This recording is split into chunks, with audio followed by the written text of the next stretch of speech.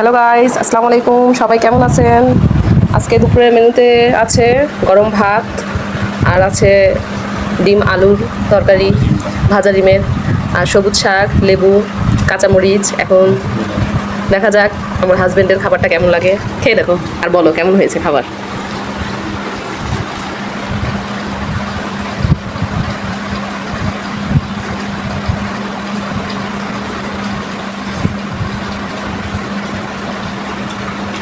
কেমন হয়েছে খাবারটা?